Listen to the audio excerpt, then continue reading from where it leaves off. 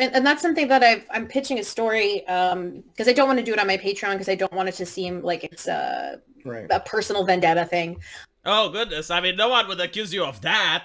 Like, there's a huge list of accusations that you can bring to Elisa Mercante, but her lacking integrity is definitely not one of them. In fact, I would say that she is the most integral journalist out there.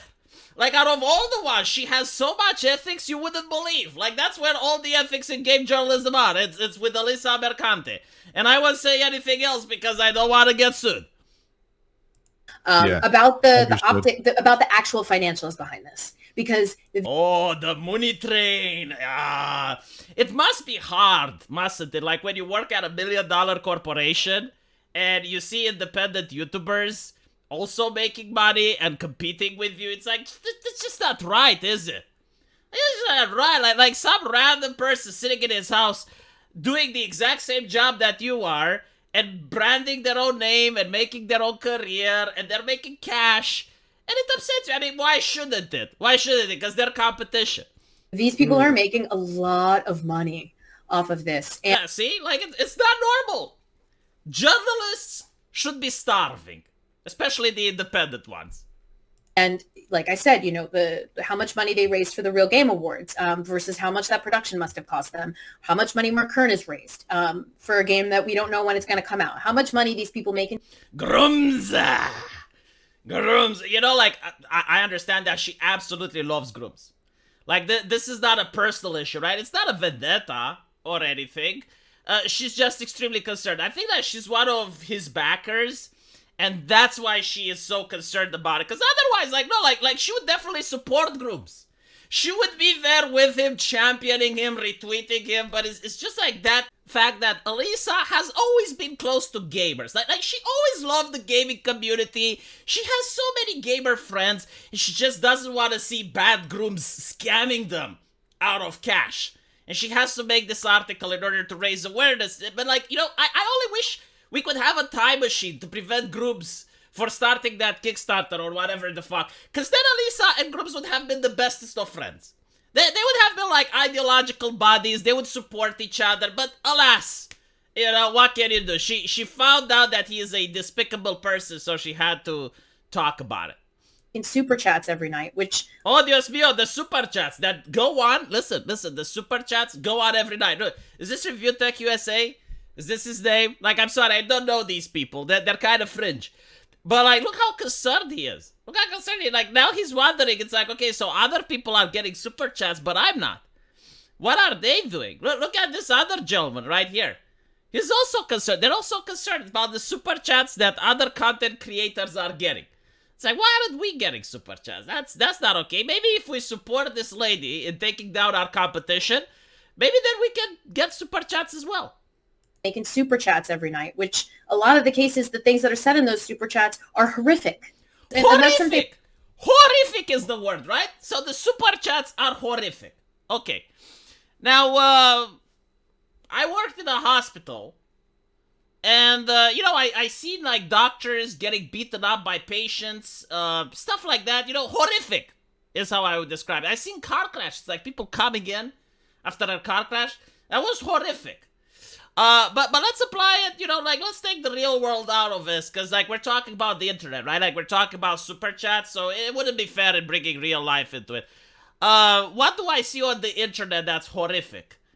Well, every now and then I see footage from Ukraine, right? Like, soldiers getting blown up. I mean, in my opinion, that's horrific. Then you see Gaza, like, kids in Gaza blown. I don't know if it's real or not, but it's still horrific, right? Maybe propaganda, maybe not. I don't know. It's on my fucking screen. And you get to see it. And it's horrific.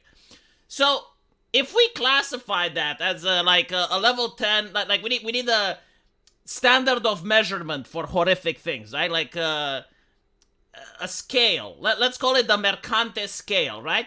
So, like, if seeing that type of content is a level 10 Mercante horrific, and then you also have, like, a couple of pictures from Mercante herself, if you know what I'm talking about, going on the internet. I would classify those as a 15 Mercante on the scale, right? Like a Deca Mercante and a half, if you will. So with this in mind, right? Like the horrific war footage on number 10. Elisa Mercante's incendiary photos, 15, right? Like how would we classify the super chats then? Like what level compared to soldiers getting blown up? You know, this is a talking point that I find absolutely vile and disgusting. It's like, oh goodness, bad letters on my screen. So what? That's the gaming community, lady. Those are actual people, like real life human beings living in reality. You don't like what they have to say. Oh goodness gracious. But they still exist. They still are there. Are they not allowed to talk? Are they like the evil terrorist with the keyboard connected to the internet hurts you so much? How do you handle in the real world? How do you deal with it in traffic? Like when you witness another driver that has road rage, how do you protect yourself from that? Like if you work at a McDonald's and you have to deal with an angry customer, like what do you do? Just how pampered are these middle class chuckleheads' lives? That for them, a couple of angry super chats is soul crushing. Like, it absolutely destroys the spirit. It crushes them as human beings. They, Skullfuck47 saying some gamer words and adding $5, it's just like the end of humanity for them. And like, again, like, this boggles my mind. Like, how do these people function in real life? Like, if they actually walk on the street and they encounter a homeless person that's high, and that homeless person starts saying disparaging things towards them, how do they cope with that? Like, I would love to see, a day in the life of Elisa Mercante, just like walking on the street, just like, having a normal interaction with other people in real life. Because, like, if she can't handle, a different channel that's not even her getting some super chats, how is she handling, like, actual encounters that the rest of us have to deal with on a daily basis? Or is she living like in a very wealthy compound that's like surrounded by a fence and like none of the dredges of society get to go in? You know what I find actually horrifying, by the way? This whole concept of mommying up the internet. Like I don't get it. Like when I was a kid, when I was younger, this type of mindset usually existed with women at the age of 70. Right? So, like, when a woman was getting too old, she became very judgmental, very concerned about society. It's like, oh my god, look at the shoes that they are wearing. Oh, those women going clubbing, look at their tits. Why can't they put a rag on those tits? I don't know. Like that type of mindset where you're just very grumpy, very judgmental. Everything is bad, everything is awful. Like, it usually requires the person to reach a specific age where they're kind of bored with life, But I see nowadays, like, people that look kind of young having that mindset. It's like, why though? Why don't you enjoy life? Why can't you be happy about shit? Like, I genuinely don't understand. Where does this negativity come from exactly? Like, why are you so upset with life? What is the relationship with your father? Do you have daddy issues, as psychologists would ask? Like, look at the screen right now. Like 3 people absolutely seething because other content creators are making money. How much money is Kotaku making, by the way? Like, how much money is IGN making? Like, what is the allowed sum that people on the internet can make by hating movies? Like, why do you need to like movies? Why do you need to like video games? Because, you see, these people enjoy putting the cart in front of the horse. They unironically believe that if all of us YouTubers would start all of a sudden liking video games like this gentleman right here, whom I've been told enjoys Dragon Age, big if true, then everyone would actually buy these games. So let me see if I understand what goes in the mind of a person that has a severe mental deficit.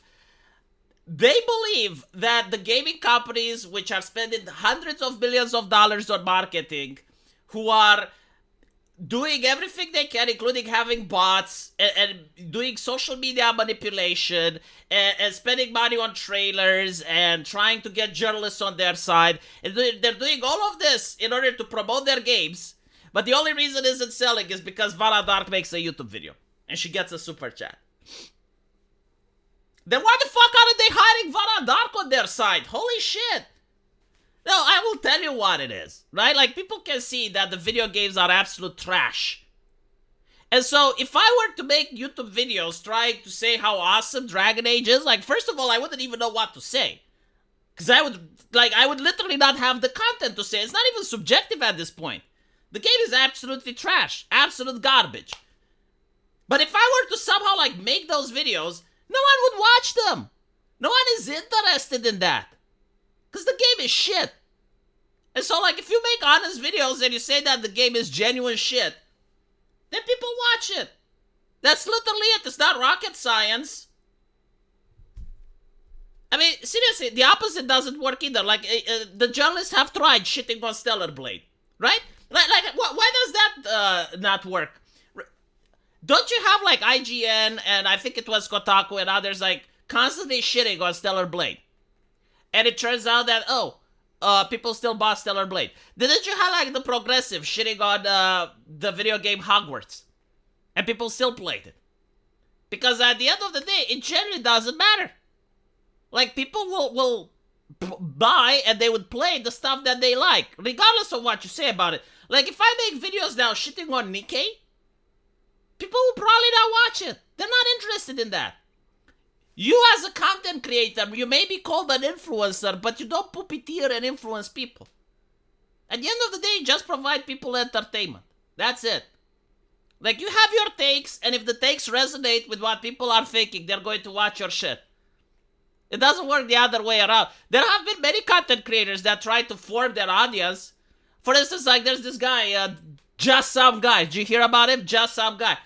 He prefers having a leftist audience. And he can't do it.